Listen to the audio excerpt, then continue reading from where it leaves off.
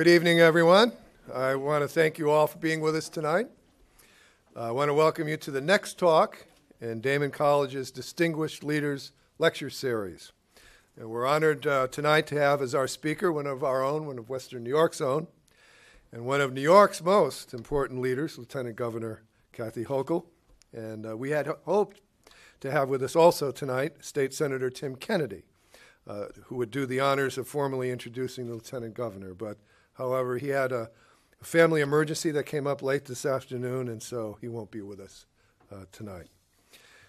So I'm pleased to have the opportunity to introduce the Lieutenant Governor, but before I turn over the podium to our guest, I do want to recognize some of our distinguished guests who have joined us tonight. First, we're delighted to have with us the United States Attorney for the Western District of New York, William J. Hochul, Jr. So we should... I wonder why he's here tonight. With us tonight is Mr. Dale Demjanjuk, Chair of Daemen's Board of Trustees. Dale. And I want to thank him for all he does to make this a great college. Also with us are several other distinguished trustees of the college. First, I'd like to recognize the former chair of the board, Ms. Caroline Burke. Caroline? She's just coming in right now. How about that for timing? Also like to recognize Mr. Richard Day and Ms. Gail Mitchell, both of whom have made real contributions to governance of the college. So. And with us tonight is one of the state's great higher education leaders, President of the University of Buffalo, Satish Tripathi. So let's thank him. Now, it's my privilege to introduce to you one of the state's most important leaders. The Lieutenant Governor is no stranger to any of us in Western New York, so I'm not going to go through a long, detailed list of her accomplishments. As you know, she served with great distinction for 14 years as a member of the Hamburg Town Council. She was the highest-ranking female elected official in Erie County, serving as county clerk from 2007 to 11. And we're also honored to have her representing Daemen College in Washington as a member of the U.S. House of Representatives. And now we're especially proud that Governor Cuomo and the citizens of New York have chosen her to be our Lieutenant Governor. So ladies and gentlemen, let's give a warm Daemen Wildcat welcome. That means a wild welcome to the Lieutenant Governor, Kathy Hochul.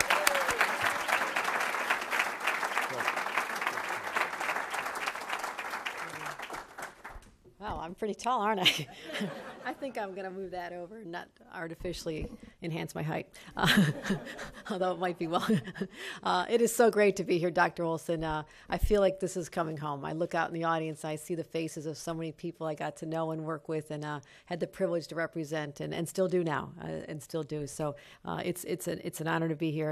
And as you may have known, that when I was in Congress, we literally lived across the street. Bill and I lived at townhouses, and so that was Bill and I riding through the parking lot on our bikes together on weekends, and so we love this campus and your contributions, and you've already made such a significant mark in your short time as our leader, so thank you for coming to Buffalo, thank you for assuming the mantle of leadership on this great institution, Dr. Olson, so thank you. I did notice that some of your past speakers were people I knew well. I think Brian Higgins may have kicked off your inaugural Distinguished Speakers Series. And just to prep for this, I actually watched the video online to make sure I try not to repeat too much. That's what I do in my spare time. So I also noticed that you had Debbie Wasserman Schultz. And when I first went to Congress, I won rather unexpectedly. Those of you who were my supporters, it was kind of a shock to all of us that I won. So I did not have a place lined up to live when I was told you won an election, you're getting sworn in a couple of days, you're going to Washington. It's like, yeah, where do I live? So Debbie Wasserman Schultz was one of 5 housemates with a congresswoman from New York City, Carolyn Maloney, and Carolyn had been helping me on my campaign, and they said, well, we got an extra bed in this little closet-like area off her bedroom, and you can share the bathroom, and so I didn't know who else was in the house, so I show up one day with my suitcase, and my husband drops me. I was like going off to college. I'm living, and I get dropped off, and Carolyn Maloney greets me at the door, and then this woman with crazy curly hair comes up to me. She goes, I'm Debbie Wasserman Schultz. She goes, can you play softball? I'm like, where am I?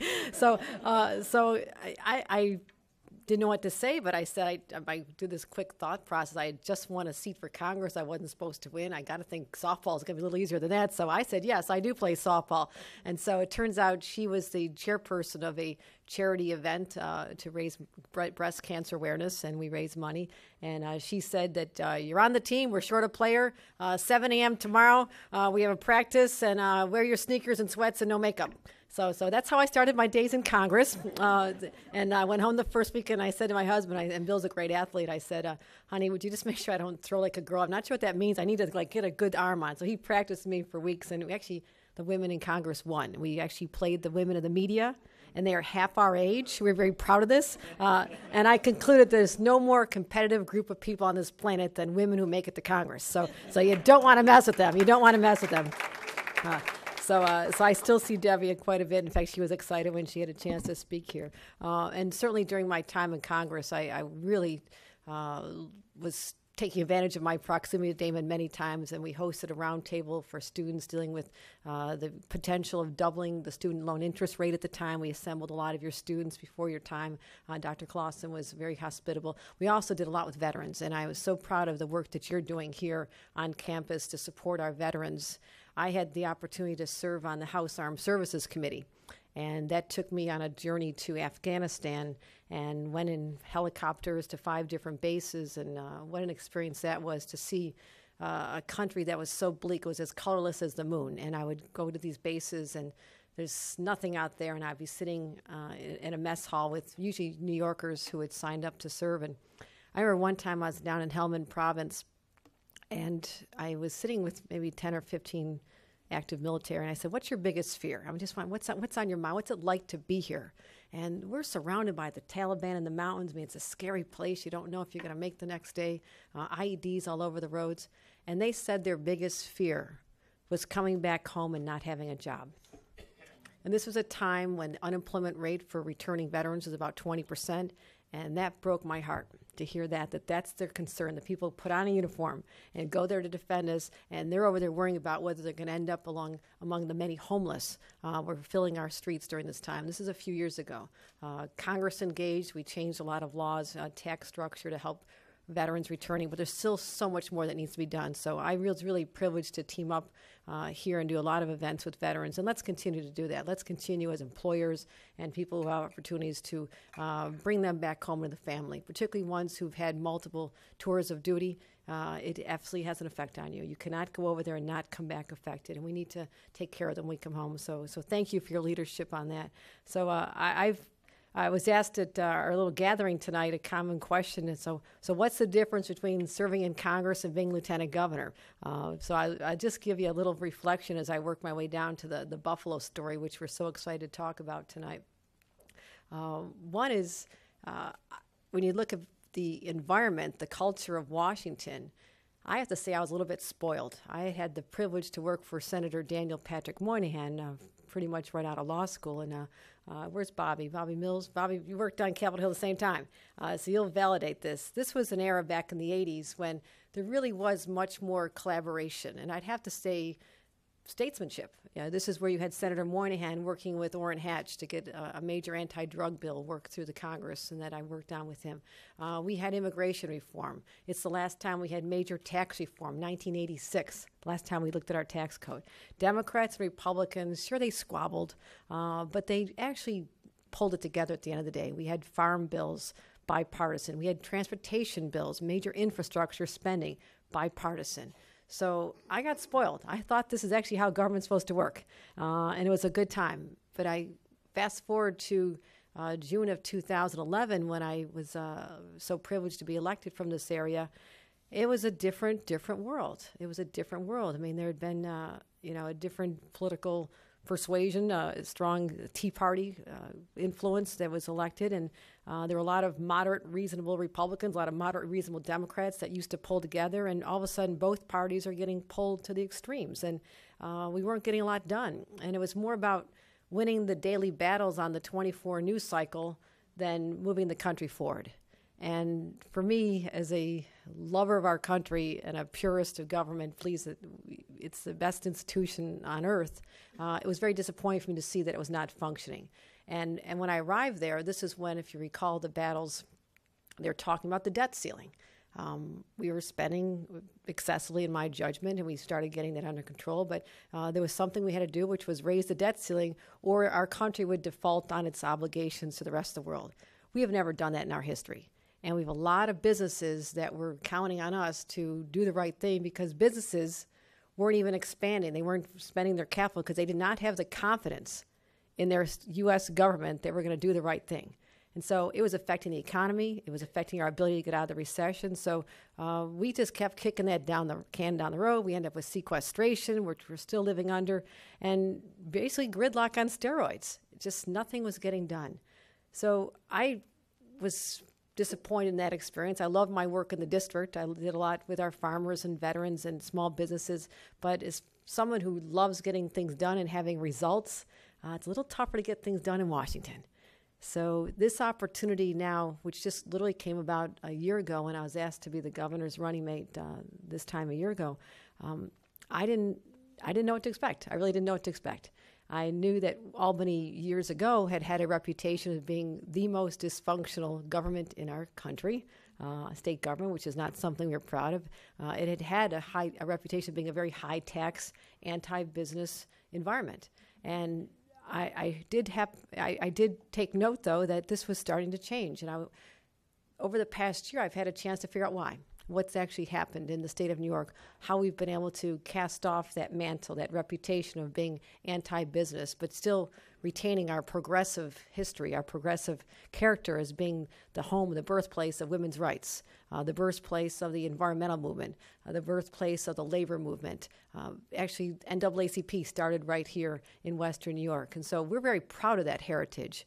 But we also know that in the state of New York, we have to make sure, in order to grow our economy and have jobs for everyone, we have to let businesses know that this is a place that they should come and they can prosper here. So this is the challenge that our governor had. Back in 2010, when he was elected, we had a $10 billion deficit, which I, as county clerk, remember thinking, he's never going to get out from under this one. How do you get around a $10 billion deficit? It was crushing us. Taxes were at all times high. Our state was spending obscene amounts of money. We about an average 6 to 8% increase in state spending every year, unsustainable. Local governments were getting crushed. It was a tough time. And the other sad part was our young people were fleeing. Where's Sandra? We were just talking. You come from a family of 6. There's 2 left in the area. I come from a family of 6 kids. I'm the only one left. There was that time when they wanted to stay. My siblings would have loved to plant their feet and raise kids around their grandparents and aunts and uncles, and they couldn't find jobs in the 90s and early 2000s. And so tragically they left. And my own kids graduated from school a few years ago from college, and they went elsewhere. We needed to stop this. This was not going to be a vibrant community if we continued this drain of our talent. And so the governor recognized this, that something dramatic had to be done to turn the state around. First part of it is getting your own fiscal house in order. So over the couple years, he made a couple decisions that aren't always popular. I mean, he had to rein in pension costs, state government costs, cut government spending. But the good news is that we reversed the trend. State government now spends about 2% or less a year, which is a good phenomenon. We also have been able to get that deficit from $10 billion converted to a $5 billion surplus. Didn't think I'd see it in my lifetime. And that is an incredible accomplishment. And New York State is now number 2 in the nation for job creation, number 2. 643,000 jobs in the last 4 years. That's a good news story. That is a very good, and that's what leadership looks like. That is a very, and I'll tell you, the governor, you applauded when we told him that story, because it doesn't just happen. It doesn't happen organically. It doesn't just happen because all you have to do is look at other states, the situation of other states, and we have pulled ourselves back because of really strong, important leadership that makes a difference. And the governor doesn't do it alone. It was about developing relationships on both sides of the aisle, which, again, I had seen a long time ago in Washington, but somehow it went by the wayside. So he worked with Republicans in the Senate and Democrats in the Assembly and pulled them together. And they did one more thing that doesn't sound as significant if you're not someone who was affected as directly as those of us in local government were, but we had late state budgets for decades. They just couldn't get their act together. You know what I'm talking about. We'd be sitting there in town hall and government trying to put together our budget. Our school districts were trying to put together their budget. And the deadline of March 31st comes and goes. It's now May, June, July, August sometimes. So we are paralyzed in inaction just because the state legislature couldn't get their act together and do what they're sent there to do. At minimum, pass a budget every year. So the governor has changed that. We've had 5 on-time budgets, which is a huge accomplishment, the 5th one just this past March, and that gives the municipalities, the school districts, and the businesses the certainty to know what to expect at the right time. So that's going to continue. That, again, that's an example of what happens when you have a leader who understands how important it is to pull people together regardless of your party, and that's why I'm much happier working where I am as lieutenant governor. And that's a long answer to that question. But that's I want you to conclude that I'm okay now. It was a little tough to lose my seat, and my husband knows I was literally crushed. I really was. I felt that I didn't know what else would be out there. Spent a little time at M&T Bank, wonderful people. Gave me a chance to work on economic development around the economy, around the community, and I was able to start to see the beginnings of what was going on with the Buffalo Billion. But now, I am so excited, and I really believe that a turning point when we look back in our community's history will be January 2012 during the governor's State of the State address when he first put the words together, Buffalo and Billion. And Howard Zemsky and I were in the audience. I was in Congress at the time. We traveled together, and we sat there, and we actually right beforehand, one of his top staffers said, I want to tell you something. Come on over to the governor's office before the speech. It's like, what's he going to talk about? He goes, I got some good news. I'm thinking, all right, it's got to be something to do with the Buffalo Bills, right? The Buffalo Bills are staying. We're going to get a new state, something with the Buffalo Bills. And he says, no, it's bigger than that. I said, bigger than the Bills? He said, yeah, it's bigger than the Bills. And he says, the governor's going to announce in the next hour that there's going to be $1 billion committed for Buffalo. Howard and I sat in that office, our jaws dropped, we almost fell off the chair. It was like, I said, Howard, did you just hear what I heard? A Buffalo Billion? And it just seemed so incredible to us. I mean, who does that? So if I was with Howard this afternoon and said, do you remember that day? I mean, that was just incredible. And there were a lot of naysayers, a lot of cynics. You know, we've all been brought to this dance before. People in Albany promise us all kinds of things, but nothing ever of this scale and nothing that direct. And I think that's part of a problem we had, is that we had decades and decades of neglect. Howard would say we had a bad 50 years, and that's true. That is true. And part of it had to do with the fact that when, in our heyday, we had more political influence, we had more members of Congress representing this area, when we had the population. Redistricting occurs when there's population loss or gain, and we've been losing. But there was a time back in the 1950s, let's say, we had more representation in Washington. We had more representation in Albany. And then as our population went away, the balance of power really shifted downstate. And the governor would be the first to tell you that the political clout that we had in this area dwindled. It went down because the influence of, it's based on new representation in Albany. So there weren't a lot of people to represent this area. The ones who were here fought hard. They did the best they could. And, some of them, like people like Brian Higgins were fighting for Buffalo, even as an assembly person. And thank God he was able to move up beyond there and do even more for us. But it was a tough battle if you represented the legislature, or if you were in the legislature from an area that had very few of you to look out for it. So the governors realized that we're never going to get the political clout in Albany. We needed just one person like himself to stand up and say, we've got to do something different. And that was the transformative moment in our history when he was willing to put forward the money on the table for the Buffalo Billion. Now, simultaneously with this, as mentioned, Brian Higgins, he was able to secure a lot of money from Niagara Power proceeds, if you recall that. So that money was being earmarked toward bringing back the waterfront, which has been a parallel projects, which is just incredible. The canal side. Have you been down to canal side lately, folks? I was there for the ribbon cutting last Friday. I was like, I can't believe this is Buffalo. And I'm sending pictures to all my siblings who left town and said, look what you're missing, look what you're missing. It's incredible. And I actually went on the little bike ferry. Bill and I ride bikes all over downtown, and they have a little bike ferry that lets you go to the outer harbor now. So canal side was already functioning, but we needed to have more opportunities and more funding for it. But the Buffalo Billion allowed this community to control its own destiny. Because what the governor set up was something called Regional Economic Development Councils. We call them RADCs because we're in government and everything has to have initials. RADCs. And there's 10 of them around the state. And what this did was pull together the top academic leaders, the top business leaders, the top people from not-for-profits, people from labor, pull them together and say, there's money on the table, but guess what? You have to play nice, and you're going to compete for this money. And so it turned the whole delivery of economic development dollars upside down. Because in the past, there was always a pot of money in Albany spread around either by political clout, which again was diminishing for us, or it would be spread sort of like peanut butter all over the state about evenly. And you can't make a really good peanut butter sandwich when it's spread really thin. So there was no transformative projects. There was nothing major that you could look at it, but everybody got their little share. So the Buffalo Billion and the Regional Economic Development Councils turned that around and says, we need major infusions of money. Major.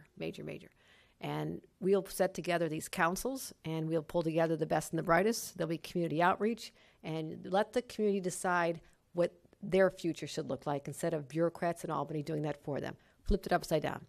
So that's what Howard Zemsky and Satish Tripathi, Dr. Tripathi, are you out there? Did I hear that? No? Okay, never mind. Okay, well, Casey's here in spirit. He was very much involved in this as well. And they pulled together people from UB's Research Institute. They got all the data. Everything was driven by analytics. It wasn't just emotion and saying, I want this project, I want this project. It was based on solid information, data, research, as well as the ideas from the community. So the game plan was very strategic. And they identified our strengths. And I have a whole list of them, but I'll try to do them off the top of my head. And part of it was that we still have a strong manufacturing base and work ethic. And this is from someone whose grandparents came from Ireland. My grandparents worked at the Bethlehem Steel Plant. My uncles worked there. My dad worked there for a short time. We know how to build things, and we're not afraid of hard work. And that is an advantage. We have our workforce still has that work ethic and culture of being willing to do hard work for a good day's pay. That's part of who we are. So we have advanced manufacturing opportunities. We also have the Buffalo Niagara Medical Campus, which is just taking off like you can't believe with the UB's medical school down there, the new Children's Hospital, the Conventus building. I don't even recognize that area. When I get off the expressway, I was like, where am I? What city am I in? It's a great feel. And so we have that strength as well. Just this afternoon, literally hours ago, we opened up the new Ibm Innovation Hub. 500 new jobs are coming with IBM as the anchor tenant to replace downtown Buffalo, the key tower, and that is going to be incredible. That is so exciting because they're going to be doing state-of-the-art research there, aligning with the local colleges and universities, and they're just the beginning. They are just the beginning of what's going to happen when people realize that we are going to be an innovation capital. And so you have projects like the 43 North that also put us on the map, funded by the Buffalo Billion. Did y'all watch that on TV and the competition and the news? That was exciting. 1,400 applicants from around the world applying for the world's largest business plan competition right here in Buffalo. It was so successful that we signed up to do it again. That's $5 million on the table. It's exciting. It brought an energy, and I went over and spoke to the winners who now have agreed to stay in the area. They're part of an incubator downtown. There's experts and business people from the community who have nurtured them and are going to help them take their business plan to reality and commercialization, which is the key, which is how you start selling your product and hiring people. That's what it's all about. But those people are going to stay in Buffalo and make it their home. Innovative idea. It's got us a lot of national attention. People all over the country talked about this. I was reading a clip from a newspaper in Israel saying that they were so proud that one of their companies was going to go over to Buffalo and compete for this money. So we had worldwide attention on this competition funded by the Buffalo Billion, just one of the many projects. So I didn't even mention Solar City. If you've been out, you need to take a trip out to Solar City, that property there.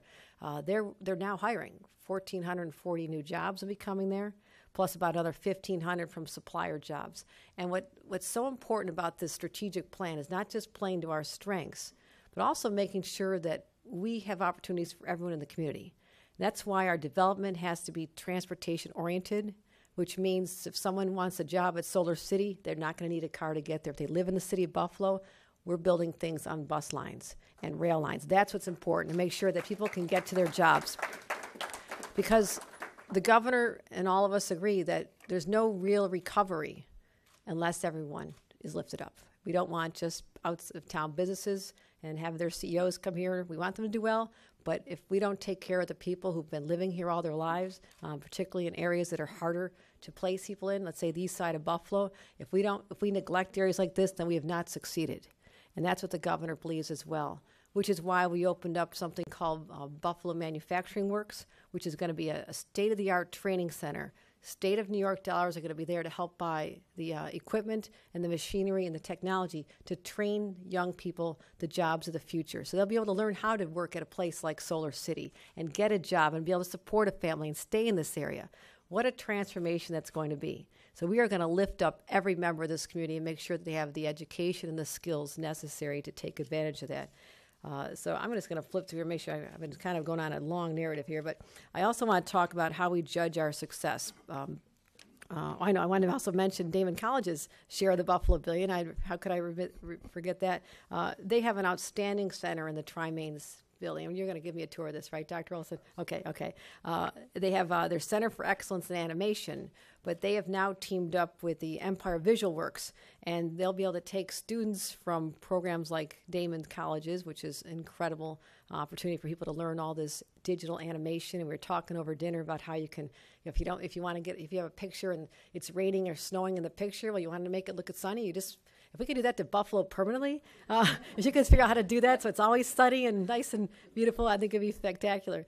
So taking that technology and that innovation and being able to allow students to learn from people who are real experts and go to jobs. I mean, we just saw the excitement in this area when they did the filming for the Teenage Mutant Ninja Turtles. Now, if you take the 33, and you might not have appreciated the traffic jams, but that was a big deal. And those are the kind of jobs that are good paying. They come to town. People stay in our hotels. They go to our tourist sites. They go to our restaurants. Those are good for us. And so to be able to have the talent trained through his program right here, initiated with Daemen College, supported by the Buffalo Billion, that's what we're talking about. That's the kind of collaboration we're talking about. We're not saying academia, you're in your own silo, do your thing and we'll talk to you later. It's not about businesses, you're on your own. It is about linking education and the economy, and that's what the governor has also figured out, the missing link, if you ask me, and how we could move this community forward at an even faster rate. So that's a great opportunity. Also, if you've heard about the Startup New York program, there's been a lot of talk about it. There have now been, since just this past year, 56 new businesses, and I looked to where they came from, people coming to the state of New York to take advantage of this. And what it is a recognition that we are in competition with every other state in the nation. Businesses can go anywhere. And we have places like Texas and Florida who periodically even send their governor, they send their lieutenant governor, they try to raid businesses from places like New York. Now, I'm very competitive. You're not going to mess with our businesses. You got to get through us first. So what they can offer, though, is they have no income tax. So you can say, you want to come here? We have no income tax. It's very enticing. So the Startup New York program is based on the premise that we will offer great incentives to businesses from the outside or startups in our own state, but better than just having no income tax for you and your employees in this area. We'll also have no property tax and sales tax on your equipment. Now, that is significant. But even better, to sweeten the pie, we will create a relationship, a strategic partnership between you and local university talent. So if you need research done, we'll work with you right there. If you need students to be interns, apprentices, we'll bring them to you. So there's also an education component as part of the Startup New York program. The governor has had ads all over the country for this. It has been very impactful. I will tell you, when I'm traveling around, I get asked about this all the time, and we are starting to lure businesses from other countries. I just saw the list yesterday. We have some from Texas, South Dakota, South Carolina. They're starting to discover this, and it takes time. It takes time to get it going, but we have major commitments right now. In fact, Western New York has received about 40% of all the startup businesses are coming to Western New York because UB and other colleges have moved so quickly. So this is the place where we're going to be able to capitalize on this. And I also know it's working because I had the opportunity to represent the state of New York at a conference in Washington not long ago. Our Department of Commerce pulled together 2,600 individuals from around the world, people interested in investing in the United States, CEOs of companies from around the world, China, Thailand, Colombia. And they were looking at all the different booths of different states. And I sat in our little booth like a salesperson, waiting for people to come up. And when I was able to tell them about Startup New York, and the word was getting around about Startup New York, I had a line around our booth. And we actually have lured them, people are going to come back and come take a second look at New York State. So I'm very excited about that program as well. That is just starting to germinate. We're going to start seeing the fruits of that in the very near future. And Buffalo is right at the front line of that. Another area where the governor says we need to focus, so as I mentioned, making sure all of our communities are elevated. He has said that in the regional economic development councils, their plans now have to address the tough-to-place employees. We are talking about people where English may not be their first language. The many immigrants who are now coming to Western New York. In fact, Bill and I had dinner at a great Burmese restaurant last night up on Tonawanda Street. Was that Lynn? Was it called Lynn? Lynn, it's phenomenal. I mean, the owner barely spoke English, but he was trying. He had a great restaurant, and he was all excited about being part of our community. So I think we have 10,000 Burmese refugees in Western New York now. This is going to keep our population up, but also create a vitality and a vibrancy that you see in other major cities. So we need to find opportunities for them as well. I mentioned our veterans. The plans also have to reference how we're going to hire our veterans. People with special needs. People who've been recently incarcerated, young people who did something when they were in high school or college and now have a record and they're harder to place. So we also have to make sure that our strategic plans adapt for those individuals. We have to make sure they're part of the emerging economy because we cannot leave anyone behind. The other opportunities we have, which are so incredible, are what the governor calls Global New York. This is our trade partners. This is how we can take advantage of the fact that here in Buffalo, we are within 500 miles of 60% of Canada's population and 40% of the U.S. population. That is a logistical advantage that I don't think any other community can claim. And I was just with John Prado, who's the Canadian General Counsel. He was in my office in Albany 3 days ago, and we talked about this. And we talked about how we can do much more. And I'm going up on a trade mission to Quebec in just another couple of weeks because they are our largest trading partner, but we've only scratched the surface in what we can do with Canada. We look outward, we look to other countries around the world, but Canada is really going to be an opportunity for both of us to take advantage of our proximity. I do believe the lines are going to start getting better on our border crossings. I feel it in my lifetime. Don't hold. In fact, we ride our bikes under the Peace Bridge sometimes, and the lines are getting a little shorter. I can just tell you, they look a little better. So we have tremendous opportunities with that proximity to Canada as well, which we plan to take care of. But if you ask about the Buffalo Billion, and I just scratched the surface on some of the projects that you're familiar with, there's a lot more going on. We are only at a small percentage of the jobs that are going to be created as a result of that money. About $843 million has already been allocated, spoken for, if you will, but the jobs haven't come yet because the buildings haven't gone up yet.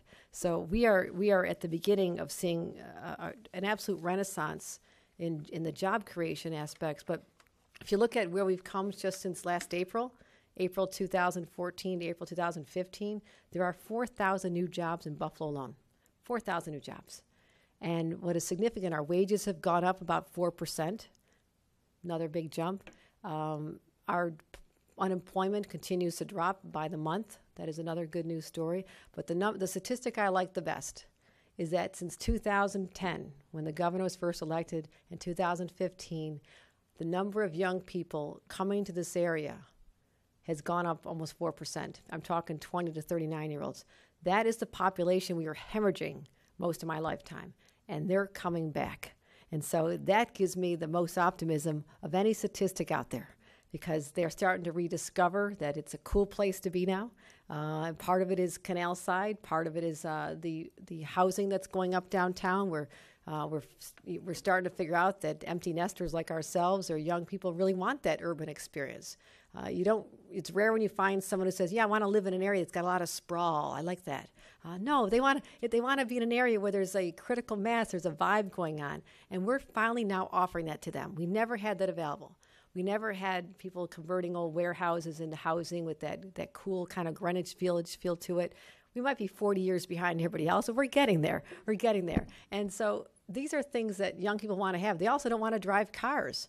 I mean, my son no longer wants to drive a car. My daughter, she's going to get married. Between the two of them, they're going to have one car, not two. So that's the reality we're dealing with, and we are in a great position to capitalize on the magnificent buildings we have downtown.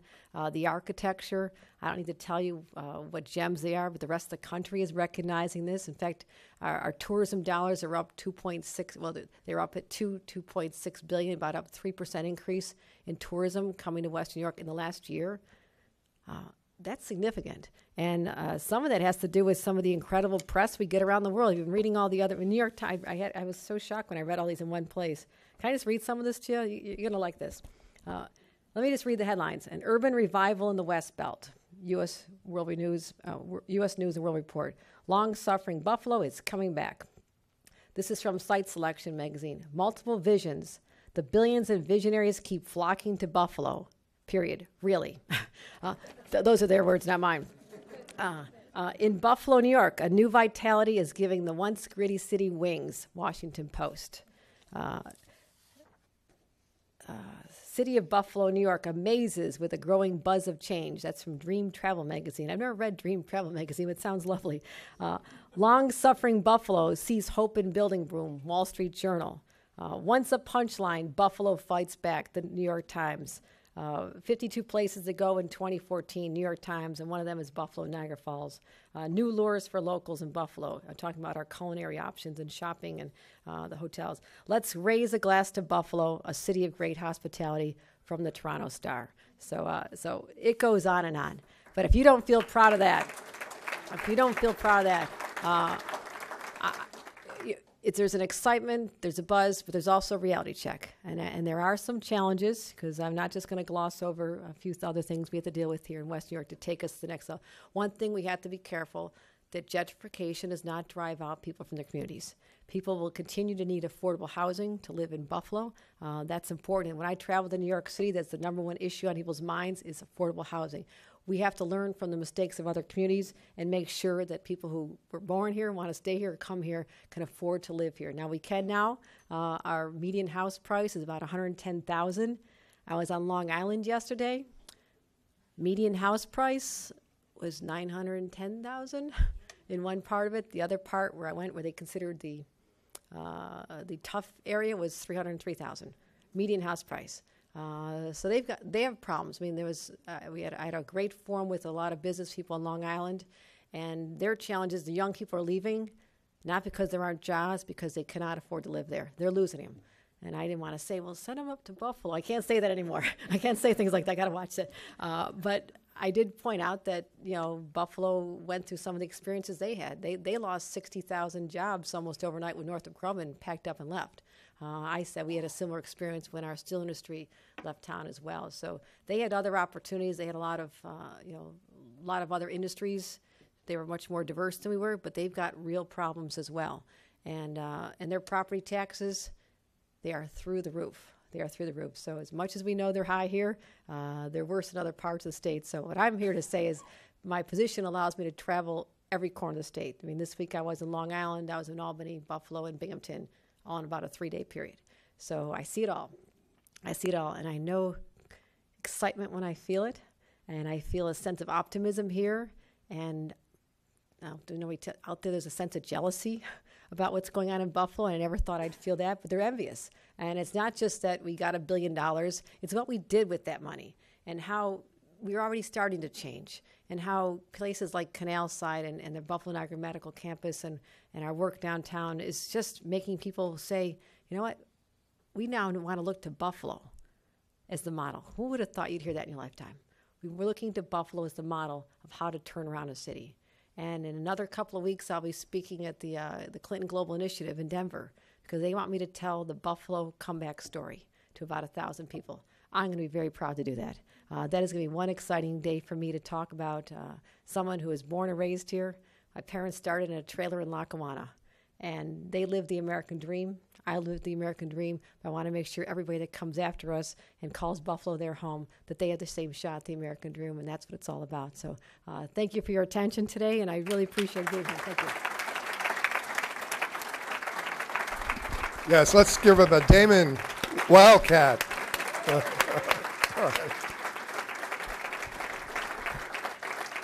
You know, in a lot of our past lectures, we had time for some question and answers, but unfortunately, given a very tight schedule, she has to rush off to yet another event. But I suspect that she's going to be back on campus often and have plenty of time for questions and answers about things that in those times. So how about one last round of applause?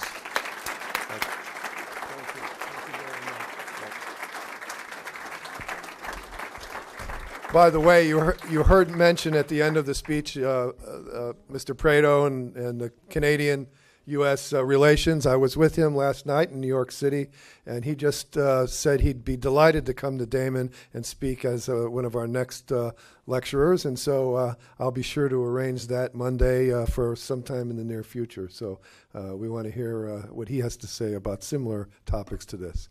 Anyway, thank you very much for being here, and we'll have more lectures for you as soon as they come available. Thanks.